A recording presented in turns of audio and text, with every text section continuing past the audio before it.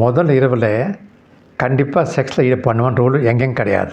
இந்த வார்த்தை பேரே பாருங்கள், முதல் இரவு, முதல் செக்ஷன் கிடையாது. பொதுவாக என்ன நடக்குதுன்னா, நம்ம சமுதாயத்தில் எல்லாம் அரேஞ்ச் மேரேஜஸ் தான், பெரியவங்க பார்த்து வச்சது. ஆகனால என்ன ஆகும், இந்த ஹஸ்பண்டும் ஒய்ஃபும் புதுசு, 2 பேரும் ஒருத்தருக்கு ஒருத்தர். கல்யாணம் பிறகு முதல் முறை 2 பேரும் ஒரே இடத்துல படுக்க போகிறாங்க. அதுதான் முதல் இரவு. அந்த இரவில் செக்ஸில் ஈடுபடுறதா இல்லையான்றது அவங்க 2 பேரும் பொறுத்திருக்கு, அவங்க சௌகரியம் பொறுத்திருக்கு. ஆனால் ஒரு அரேஞ்ச் மேரேஜில் 2 பேரும் ஒருத்தருக்கு புதுசாக இருக்கிறப்போ என்ன கேட்டோம்னா, அவசரப்பட்டு கட்டாயப்படுத்தி செக்ஸில் ஈடுபட வேணாம். வாத்சாயனர் தன்னுடைய நூல் காமசூத்திரம் என்ன சொல்லியிருக்காருன்னா, கல்யாணம் ஆன பிறகு முதல் 3லேருந்து 5 நாள் அந்த தம்பதிகள் செக்ஸில் ஈடுபடக்கூடாது. இதுக்கு ஏன்னா 2 பேரும் புதுசு, ஒருத்தருக்கு ஒருத்தர் தெரியாது, கம்ஃபர்ட் லெவல் டெவலப் ஆகலை. அதனால் எடுத்த உடனே குதிச்சு செக்ஸில் ஈடுபடாமல் நல்லா பேசி, சரசமாக பேசி, அன்பாக பேசி, ஒருத்தரை புரிஞ்சுக்குவாங்க, கம்ஃபர்ட் லெவல் டெவலப் பண்ணுங்க. கம்ஃபர்ட் லெவல் டெவலப் ஆன பிறகு செக்ஸில் ஈடுபட்டால் அது இன்பகரமாக இருக்கும். அதுதான் முக்கியம். ஆகவே தான் வாத்சாயனர் சொல்லியிருக்கார். கொஞ்சம் சில நாளுக்கு பின்பக்கம் அப்போ என்ன ஆச்சு, கல்யாணம் ஆன பிறகு சில சாங்கியங்கள் இருக்கும்.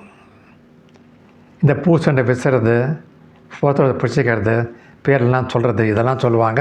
இந்த மாதிரி விளையாட்டுகள், அதிலெல்லாம் தம்பதிகள் ஈடுபடுவாங்க. அவருடைய நோக்கம் என்ன, ஒருத்தர் இந்த இப்போ கலந்துக்கிட்டு ஒருத்தர் கம்ஃபர்டபுள் லெவலுக்கு வந்துடுவாங்க. சாந்தி முகூர்த்தம் தனியாக இன்னொரு வைப்பாங்க.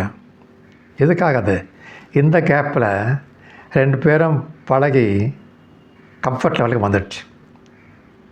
ஏன்னா கேப் இருக்கப்போ என்ன, பேசாமல் இருக்க மாட்டாங்க, மீட் பண்ணாமல் இருக்க மாட்டாங்க, ஆனால் ஒரே பெட்ரூமில் படுக்க மாட்டாங்க.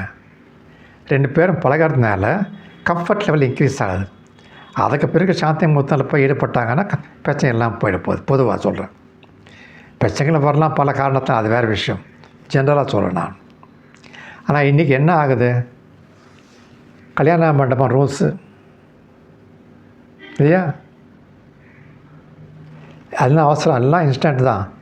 காலையில் கல்யாணம், அன்றைக்கி நைட்டே ஃபஸ்ட் நைட் வீட்டிலே, பெண்ணோடைய வீட்லேயோ இல்லை பண வசதி இருந்தால் ஹோட்டல்லே புக் பண்ணிடுறாங்க.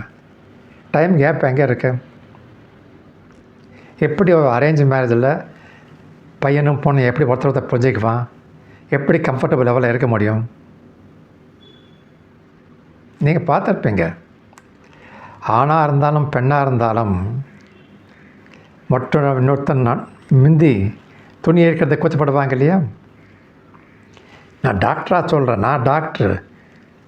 ஒருத்தர் ஒரு பிரச்சனையோடு வர்றப்போ துணி எடுப்பா, நான் அவனை பரீட்சை பண்ணோம்னா அதை கூச்சப்படுறாரு. என்ன சார், கண்டிப்பாக தான் எடுத்து ஆகணுமா அப்படின்னு சொல்லிட்டு இல்லையா. அந்த மாதிரி இருக்கிறப்போ என்ன பண்ண முடியும்? ஆகையினால்தான் முடிஞ்ச வரைக்கும் கம்ஃபர்ட் லெவல் வர வரைக்கும், டெவலப் ஆகிற வரைக்கும் அவசரப்பட்டு வேகமாக செக்ஸில் ஈடுபடுறதுக்கு முயற்சி பண்ண வேணாம். ஃபஸ்ட் நைட்டே ஈடுபடுற ரூல் கிடையாது எங்கேயுமே. கம்ஃபர்ட் லெவல் டெவலப் பண்ணிக்கோங்க. அதுதான் வாத்சாயனர் தன்னுடைய நூலில் சொல்லியிருக்கார்.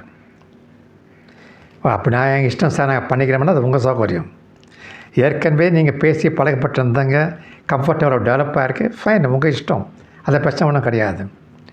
நான் சொல்கிறது இதுக்கு முந்தி அறிமுகம் தெரியாமல் புதுசாக இருக்கக்கூடிய தம்பதிகள் தான் நான் சொல்கிறேன்.